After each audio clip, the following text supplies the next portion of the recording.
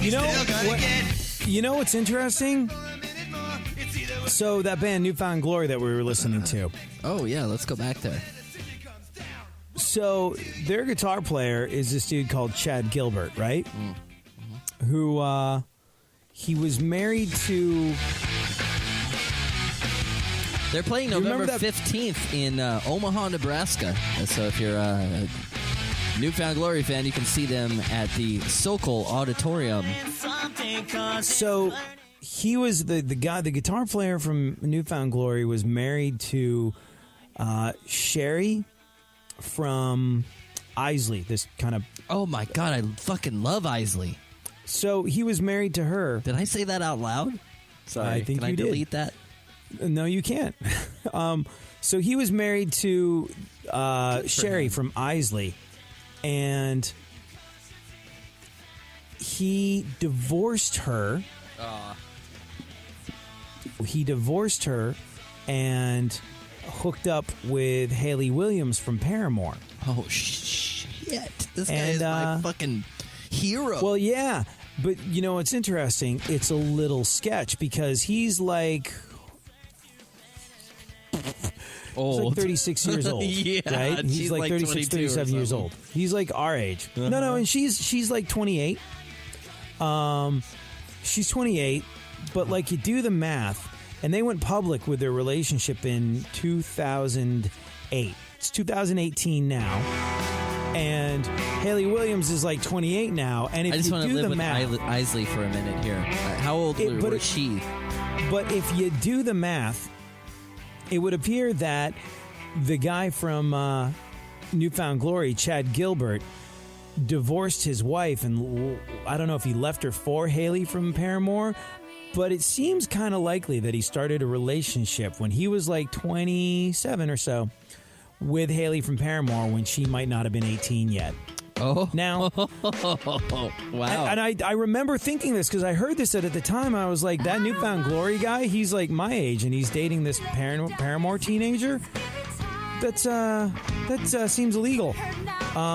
So I guess, but I don't know if you can do it with the permission of the parents. But they're married to this day, so I guess that's... Oh, really? Oh, wow. Yeah, they're married to this day, so I guess it becomes okay. But I remember thinking that seems a little molesty when I heard about it. You know who else was a little molesty? Ooh, tell me. Getting dirty here. One of the guys from Good Charlotte. Well, okay. Tell me something I don't know. But I believe the person that he dated was like he was dating a then very young Hillary Duff, underage Hillary Duff. And I think like, but everyone was like, that guy's like way older than her and she's not legal yet. And, but it was done with the consent of her parents and stuff. So I think it was a letter in a letter. I don't know. But like everyone was like, what the hell? Good Charlotte guy is going out with Hillary Duff and she's definitely underage. You know, what the hell is up with that? She's like 16 or 17 and he's way older than that. How is this cool? And everyone just went, you know what? She's probably just lying about her age and she's like 32 pretending to be 15 or something. But like it definitely raised a few eyebrows in the music business. Interesting.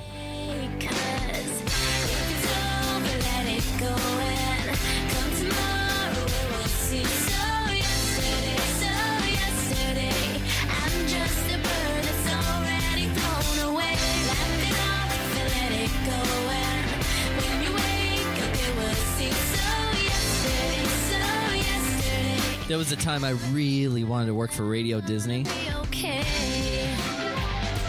This song was charting at the time, so when and you had a crush on Hillary Duff, and you wanted to work for Radio Disney. That's creepy. Really, really creepy. We dude. were both over 21 at the time. It's fine. We're around the same age, I think. Thank you, you made my mind up for me when you started to ignore me. But they had a really hot top 30 countdown, and I really went, oh, I could do that. That's really... When I was working for Rick Dees, I went, oh, man, my next move might be Radio Disney because their top 30 countdown was so much fun. Like, I know it's targeted for kids and stuff, but just the way it was written and the way it moved had a kind of energy that I really enjoyed listening to, having grown up with Mr. Rogers and stuff, and being worried about the next generation of not having that luxury that I had, having like Family Guy and stuff. They don't have the right climate of children's content. And I thought it was really fun for a minute. But maybe someday.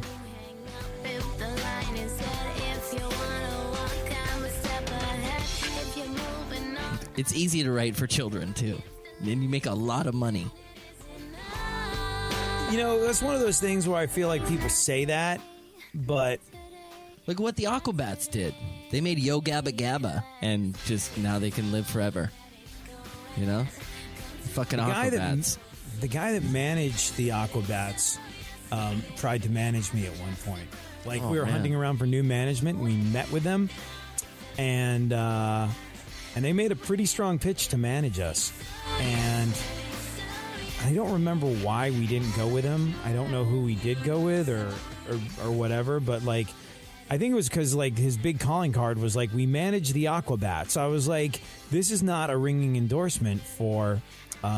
it's not a ringing endorsement for a successful band. And he was like, we just got them a TV show. And I was like, that's cool, but I'm not trying to do TV, you know? And but he was a really nice guy. I can't remember his name. Like, met with him, had dinner once in New York, and they kind of made a pretty serious pitch. So here's a Canadian band in that same Vine when Hilary Duff came out. I thought they were so good. And is it Biff Naked? No. You want to take another guess, though? You'll probably never guess. It's like the NSYNC, but a girl version, and they're they're super white, and they had like 2 songs. One of them was a cover. What was the cover of? It's about life. I do remember this. You know how I know a lot of these songs? How do you know this one? Because this one was charting at like the Disney Channel. Yeah. I hate you, I love you. And it was cool, What are they called man. again? Lyrics. That's right.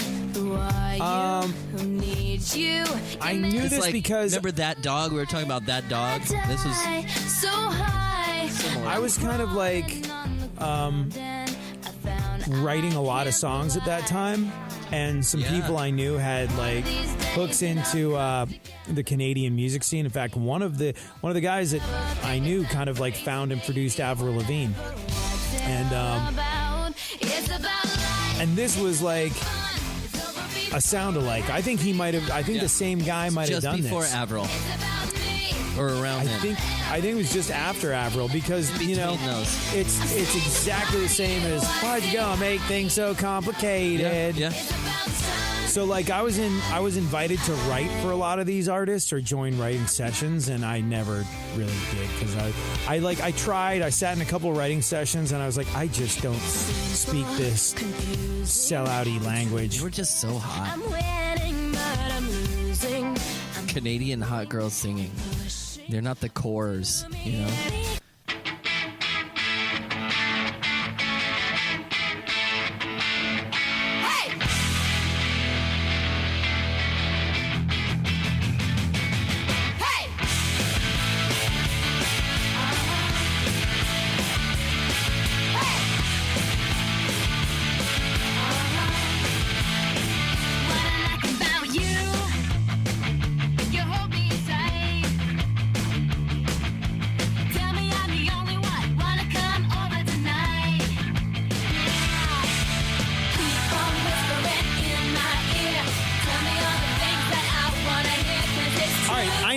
I bet I know an obscure chick Canadian pop singer from the early 2000s that if you're into all this stuff, you might know. Sure. Tell me about it while Avril gives you. What can you give me a guess? Maybe let me. Because I was pretty astute to music from the Great White North in the early 2000s. You know? I'm standing on the bridge. I'm waiting in the dark. I thought that you'd be here.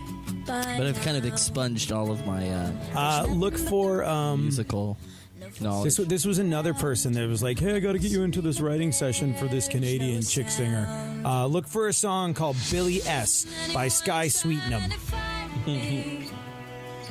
Won't somebody come take me home?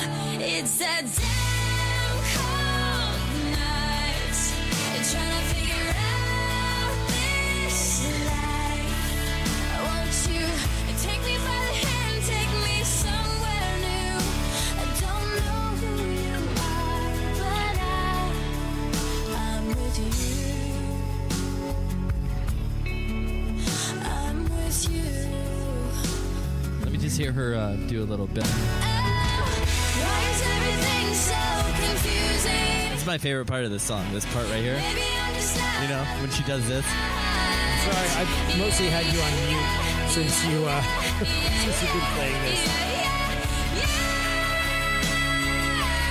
I just like that part where she goes, yeah, yeah, yeah, yeah. I don't know this one. Wake up tired Monday morning suck. It's way too Oh, look at that. Related artists, lyrics. bus. Why conform without Fifi Dobson, Ashley Simpson. I was going to bring up Fifi Dobson next.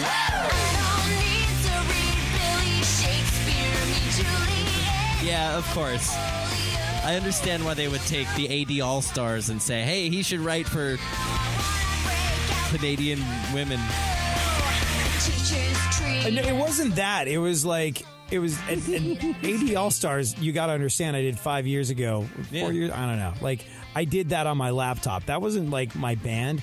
The only reason I got invited to do all this shit was because the guy who signed us, this dude, Rick Wake, had a production company and a writing company. So there were all these guys that wrote these really kind of big songs for Celine Dion and for just like, it was hit after hit after hit. And it'd be like, hey, anytime something with a guitar came around, they're like, why don't you work on it? You're kind of a rock guy. And I was like, this is not my forte. And I think I went to some of the sessions, but I could just never quite, speak the language that you have to speak to be in a room full of those people trying to write these kinds of songs. Yeah. But, play Fifi Dobson. Anything? Or like, her no, I can. Let's see what Spotify wants me to play. I like how she's saying Billy Shakespeare.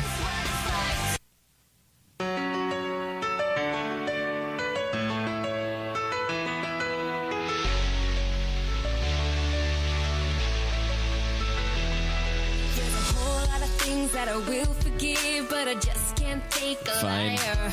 I was by your side till the very end, till you pushed me in the fire. I tried to believe. Like, I know who she is, Something is wrong. but to me, she's sort of like Selena Gomez, like just there. Or no? Well, she had kind of like a rock song when she was like a teenager. Listen to, I think it's called "Take Me Away."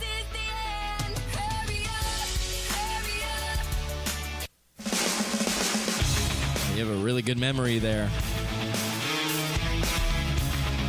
Yeah, I remember this.